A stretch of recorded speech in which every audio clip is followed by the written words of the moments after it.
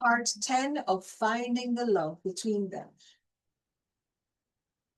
When Angola returned from Montego Bay on Monday, he came directly over to Frankie's house on her insistence by phone and by text messages.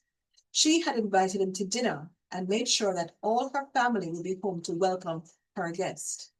Damilola was no problem, but her father had said that he was planning to see somebody, and her mother started to say that she had an appointment. But seeing the disappointment on Frankie's face, Danielle agreed to be there, and shortly after that, Francesco also became available. This would be the first time Frankie and Angola would be seeing each other in nearly 2 months. Frankie chose her outfit carefully. It had to be casual but still exude charm and sexiness.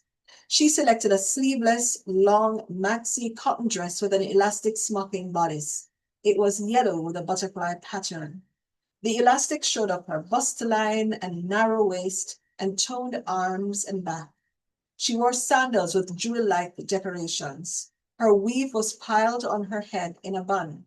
Her jewelry she had bought at a craft fair, wooden butterfly earrings and carved bamboo bracelets. As a final touch, she added a diamond tennis bracelet and a gold chain with a gold cross pendant backed with a sunburst pattern. She dabbed a floral perfume in her pulse points. When he drove in, she opened the front door and stood in what she knew was a sultry and elegant pose, framed by the door. While he walked over all the time, she offered a glittering smile. His eyes barely met hers, but he returned her smile and very lightly brushed his lips against her cheek and stepped inside to greet her family. She was disconcerted and disappointed at the less than intense reunion when they could have been by themselves for 2 minutes. During the pleasantries, Angola told them about his plans to finish his studies while overseeing special projects at Salmon Construction. Then the conversation stayed away from his family to land on the atmospheric water bill that was being passed in Parliament. Danielle was totally against it, saying that now the government was finding a way to tax the air we breathe. Francesco said that it was a public resource like land and streams and radio spectrum. Once it can be measured, it could be brought into the tax net.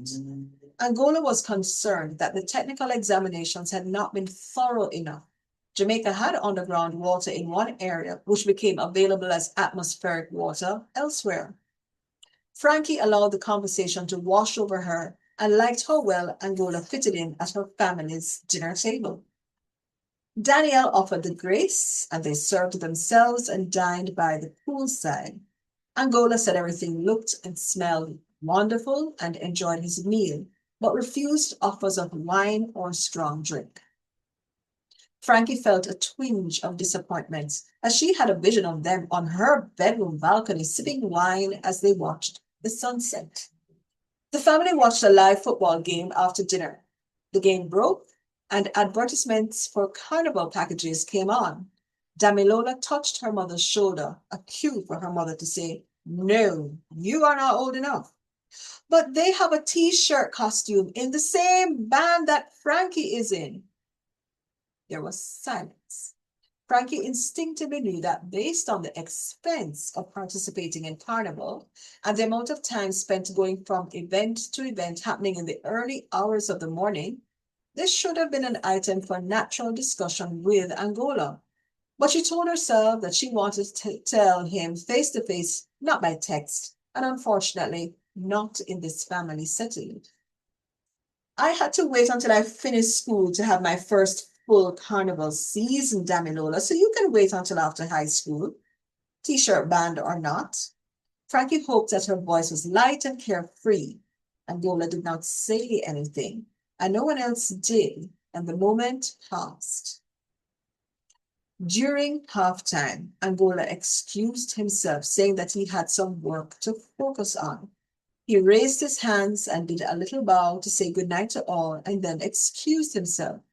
Frankie had to chase after him to give her own goodnight in the yard, where he kisses the top of her head, opens his car door, and quickly gets in and drives away. In a confused daze, Frankie returns to the family room. Igor is such a lovely young man, her mother said. He will do well in the family business. I'm sure things will work out with his studies as well. His field of research is quite relevant, and also with what the government is doing to tax atmospheric water. Crazy idea. After a few minutes, Frankie went to her room and called Angola, but he did not respond. So, with disappointment, she sent a text message. Hi, I was hoping that we would be able to talk more tonight, but you left. Is everything okay? It took an hour for him to reply. Hi, thanks to your family for a lovely evening. Gone to sleep. The following days passed without any contact between them. Frankie kept herself busy with pageant business and also the carnival season, which was a few months away. But her group of friends that she did her partying with were excited about how they would be enjoying themselves. In addition to selecting, customizing, and sizing the costumes, they were going to reserve tickets to parties and shows and also add on features such as beauty and photography services. They laughed that they would not always be young, so this was a time of life to enjoy these experiences.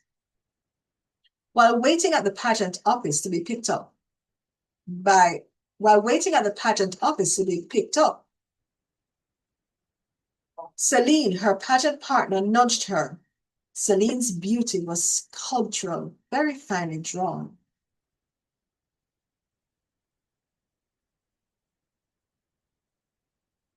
Are you expecting big news? Frankie looked at her with a puzzled face. You're always checking your phone, Celine explained, pointing at the phone that Frankie was gripping in her hand. Not news, just hoping for a note, Frankie admitted. A guy that I've been kind of dating. She shocked herself that she would openly tell Celine this. In a few more days, the two women would be going their separate lives. Celine smiled. That's why we're in this pageant, right? To get more options to be noticed. Frankie immediately denied this. I wouldn't say that.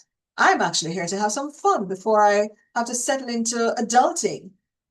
Is that why you are here to be noticed? Partly, yes. I'm building up my social media following. Follow me now? Celine showed Frankie her social media handle, and Frankie scrolled through the posts. Some were of Celine in elegant poses and clothing. Others were of nature, with a few inspirational words. Frankie did not know what to make of it. What is your account about? I don't see you selling anything or modeling. It is to post positive thoughts, encouragement. Sometimes I write verses, other times it's something that I read or heard. Frankie slowed her scroll and read some of the posts. They were gentle reminders to the reader that they are worthy. One verse was very encouraging, that every day brought possibilities, and even the hope of a possibility was worth living. These are beautiful, Celine. I will share your account. Frankie smiled with Celine, and then Frankie realized that although she was sad that she was going through a puzzling rift with Angola, life was still full of joy. Here she was, making a friend out of a really nice person. She wished that she could share this with Angola. Then she decided that he would not keep hiding from her. She sent him one of Celine's inspirational verses. The image was of a man in hiking gear walking up a barren hill, and the verse accompanying it said, a stranger on the road told me, hello. My burden felt lighter.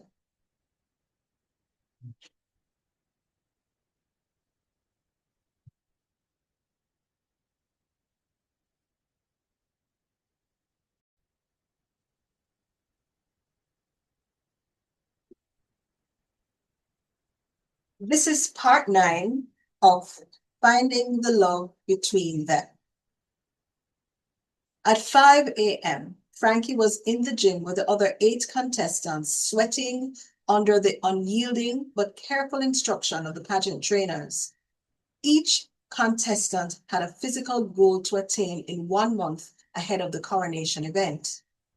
The gym was at the top floor of a shopping center with a breathtaking view of the mountains from which the sun emerged, casting its beams across the patio, bathing it with a morning shower of gold before the exercisers had to retreat inside as the day grew hotter.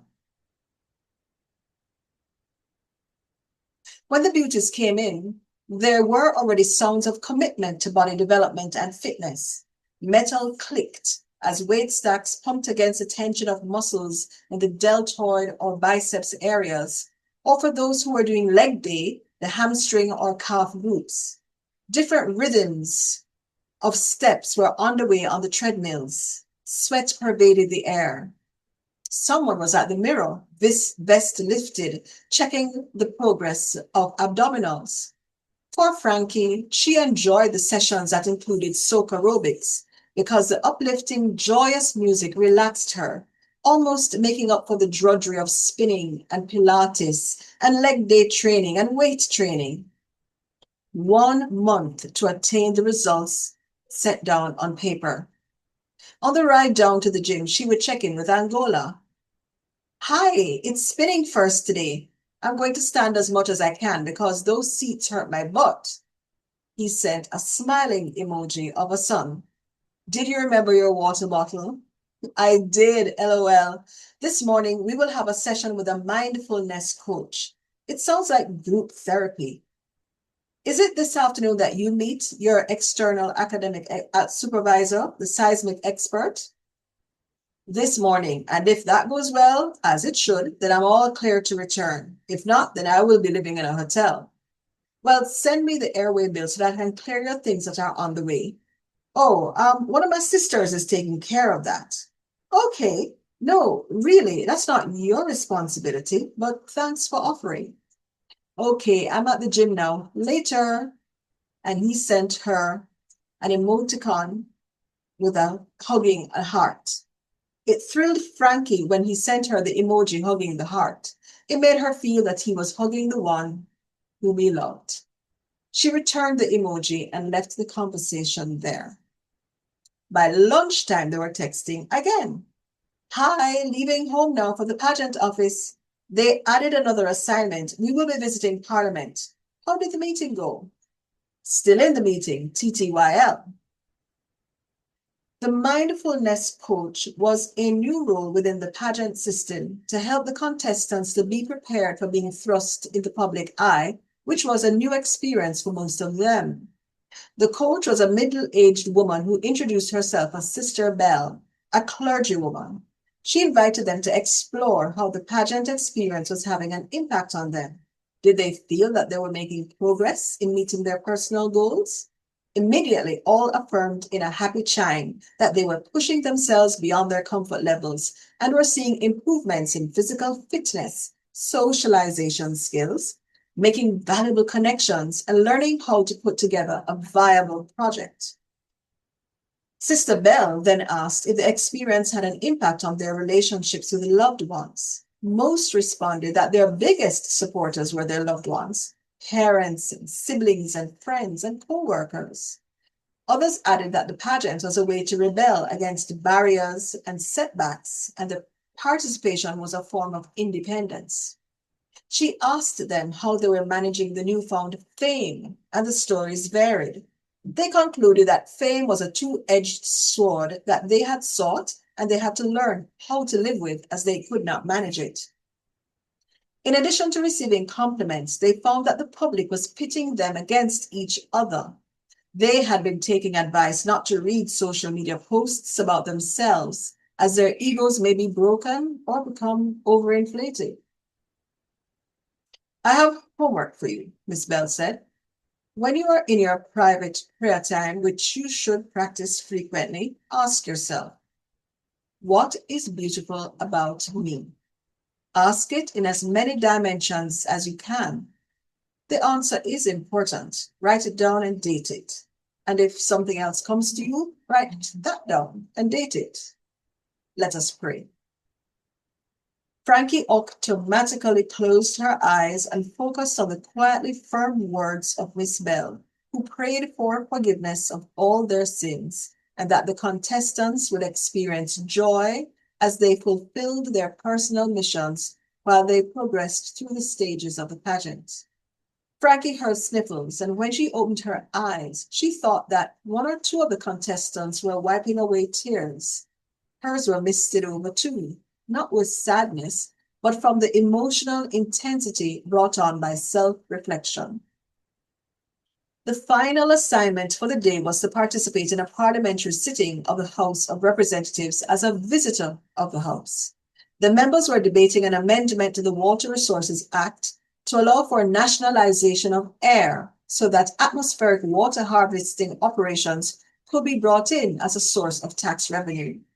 One of Frankie's cousins was an opposition MP, and he discreetly waved to her. She smiled and nodded. After she was seated in the pageant bus, Frankie checked her phone. There were messages from Angola. He said, all went okay. I have some gaps in my thesis, but I can still get access to the data while still in Jamaica, so I'm looking forward to seeing you in 2 days. She replied, yay, freedom! I can't wait to see you on Monday. I'm back on the bus now, tired, and will call you when I get home. After dinner with the family, Frankie showered and prepared for bed and then called Angola, ready for the pleasure of listening to the voice that had become dear to her. She had snuggled under the sheets with her earplugs in when he answered. Hi, my dear, how are you? She asked. Yes, now that you have a little time for me. So what did they talk about in Parliament? She giggled. I have to admit I was not listening to the debate. My highlight of the day is that I'm getting close to one of the contestants, Celine. We have been paired for the dance routine and interviews. She is an interesting person, been in beauty and other competitions and student government from the day that her mother sent her photo to a baby contest, which she won. Young too, 21, and a photographer's assistant. I'm glad your partner is nice. My dearest, I have something disappointing to tell you. I'm not going to be able to see you when I come in. My mother's birthday is coming up, and the family will be gathering in Montego Bay. The plan is that my father will pick me up at the airport, and then we will all drive over to our villa. I'll be back on Monday afternoon. Frankie felt hurt and tried to understand if her hurt was reasonable. A part of getting to know each other was also getting to know each other's families. As she listened to him, she realized that she wanted to hear him say that he at least tried to insist that he needed a day in Kingston for himself, and then he would go down the day after. But there was none. Frankie felt that he could have asked if she could join them for one day of this special family outing that was going across several days. He had no power within his family. That's lovely, is what she actually said. Your mom will have her family with her for her special occasion. I won't ask you her age, of course. Don't they tell you about their plans? We're very traditional like that. My father makes decisions for the family.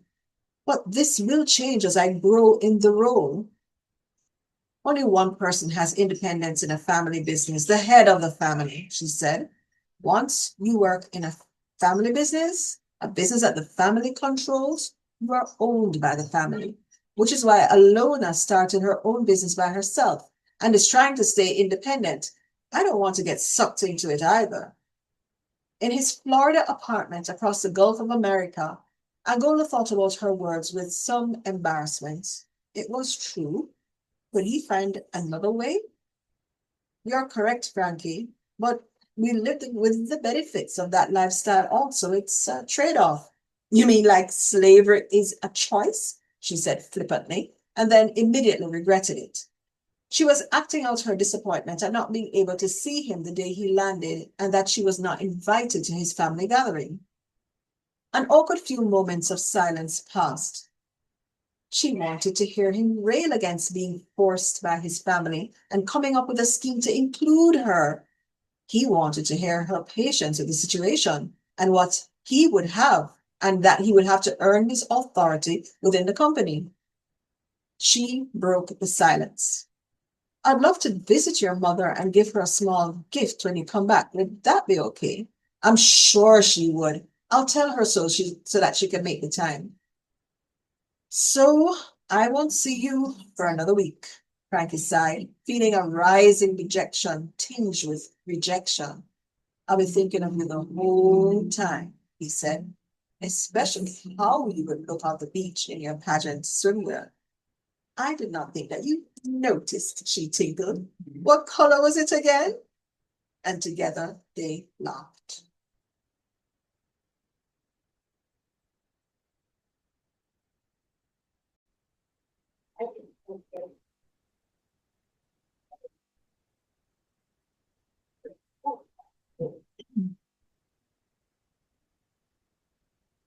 This is chapter 11, a conversation of avoidance. That afternoon, Angola called Frankie and asked if he could come by the house, and she said yes, but she didn't share this with anyone at home. She opened the door for him barefoot and led him to the poolside and slid the door shut behind her to keep the air conditioning inside. Her sister was playing video games in her room. The parents had not yet come home. Frankie was wearing a pair of jean shorts and a tank top. Angola was dressed as if he had come from the office, a pair of dark chinos with formal sneakers and a long-sleeved work shirt tucked in with a polished belt. It was a style that was conservative without being staid, and she liked how it fitted him. She was on edge. If I were a smoker, she thought, I'd be lighting up right now. She crossed her legs, indicating that she expected him to open the conversation. He had invited himself here, so there must be an explanation for his evasive behavior. Yes, I have been avoiding you, he said, vocalizing the thoughts that had been rotating through her mind for days. If you're feeling the way that I hoped that you would have been feeling about me, then I apologize, Frankie. It is awkward for me to tell you that I am not able to be with you anymore. His words were clear, but his voice seemed to be grating along the back of his throat, as if they were being forced forward. You've not been with me at all, Angola. We just started to get to know each other. She held up both hands, palms open. And then this silence. If I did something to offend you, then I know you would not be here with these words. What's going on? She asked the question softly, pleading to allow her to understand his behavior. I'm trying to say that I cannot see you anymore. That's all, he said. You cannot be my friend if that's what you're building up to. Frankie was angry, but tears were filling up her eyes. You didn't need to come over and tell me that you're not available. I got the message after days of being ghosted. Angola wrung his hands. You're right. I should leave. Don't leave. No, no, stay and tell me all that I did. Or if I'm not to know, then say nothing and walk out. Frankie was crying.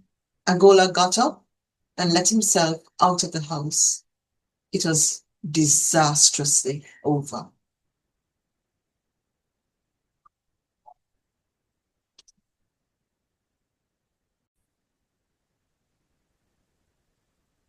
Chapter 14, Facing Unfulfillment. Celine won the competition and immediately received beauty contract offers and also a mindfulness documentary series on her journey to self. The fact that she changed her look to become more natural ahead of a beauty pageant made her story captivating for many. When Frankie turned up with her new do, Celine shed a tear and they hugged each other and presented themselves as a double act on stage that frustrated the pageant organizers, amused the judges, and won over the hearts of the public. Frankie won the sectional prize, Most Aware. In the days after, Frankie had still not overcome the panic of unfulfillment. But when she felt it coming on, she reminded herself that life was a process of blooming like a flower. Good things take time.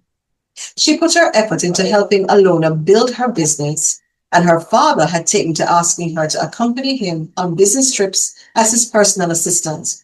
So she was learning many important lessons and making valuable connections. She also decided to go forward with her pageant project of helping small businesses understand the value that correct tax statements brought to a business and how to put processes in place. Her father mentioned that she was becoming like her mother and Danielle committed to a cause, but Frankie did not want to acknowledge that. The months rolled into carnival season, and Frankie was fully tapped into the activities when she ran into Angola in the cafe where she went to secure party tickets for her and her friends. Her heart skipped a beat. He looked so good to her, maybe a little thinner. She smiled at him. They lived in the same city. A protocol had to be developed on how they would greet each other. Hi, she said, here for lunch. Yes, actually, he said, join me. The question rang in her head. No, this kind of friendship was not available to him. She looked at him directly. She was good at small talk when the situation required it, but this could not possibly be one. Please, he added.